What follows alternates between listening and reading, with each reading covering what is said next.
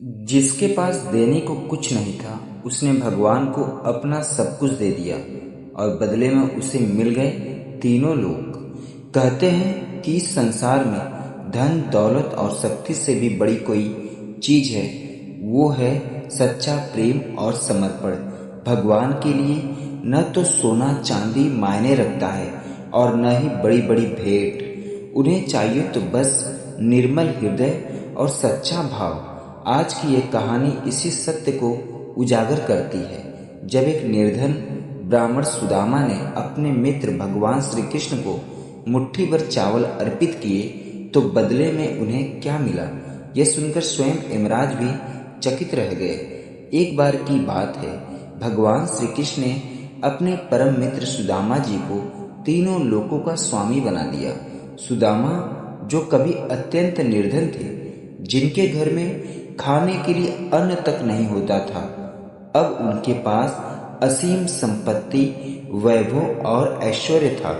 जब यह बात यमराज को पता चली तो वे आश्चर्यचकित रह गए। उन्हें यह बात समझ नहीं आई कि एक ऐसा व्यक्ति जिसके भाग्य में केवल गरीबी ही लिखी थी, दरिद्रता ही लिखी थी, वह अचानक तीनों लोगों का स्वामी कैसे बन गया।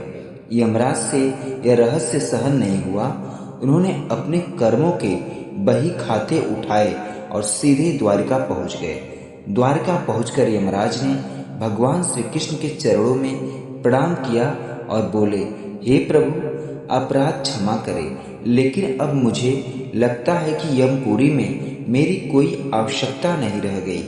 भगवान मुस्कुराए और बोले, यमराज, ऐसी क्या बात हो गई कि आप इतने चिंतित हैं? यमराज बोले, हे प्रभु, हे जगत के स्वामी, जब आप अपने भक्तों को क्षमा कर देते हैं तो कोई पापी यमपुरी आते ही नहीं, वे सीधे आपके धाम को चले जाते हैं। और अब आपने सुदामा को तीनों लोगों की संपत्ति दे दी, जबकि उनके प्रारब्ध में तो जीवन भर दरिद्रता ही लिखी थी। इसमें तो कर्मों का विधान ही बदल गया।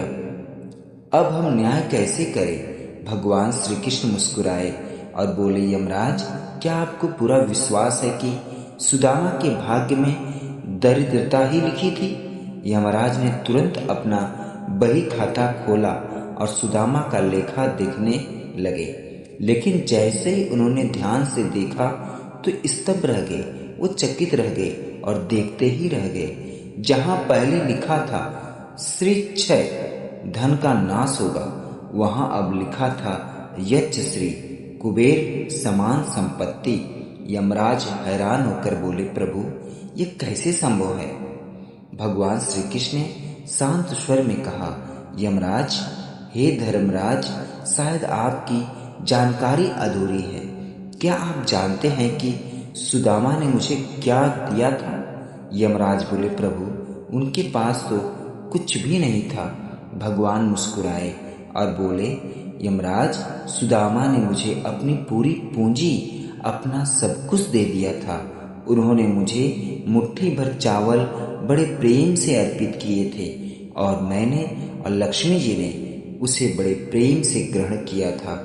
जो कोई मुझे प्रेम से कुछ खिलाता है, उसे पूरे संसार को भोजन कराने जितना पुण्य मिलता है। मैंने तो उसी प्रेम का प्रतिफल सुदामा को दिया है। भगवान की बात सुनकर यमराज की आंखें खुल गई। उन्हें समझ में आ गया कि भगवान के लिए नियम कानून नहीं, बल्कि भाव महत्वपूर्ण है। उन्होंने हाथ जोड़कर कहा, प्रभु, आज मुझे समझ में आ गया कि आपका न्याय सबसे श्रेष्ठ है। आपके लिए प्रेम ही सबसे बड़ा धर्म है। भगवान को आपकी संपत्ति नहीं चाहिए दोस्तों, आपका भाव चाहिए। सच्चे प्रेम से दिया गया एक छोटा सा दान भी दोस्तों असीम फल देता है। कर्मों से ऊपर है दोस्तों भक्ति और समर्पण। भगवान अपने भक्तों का भाग्य भी बदल सकते हैं।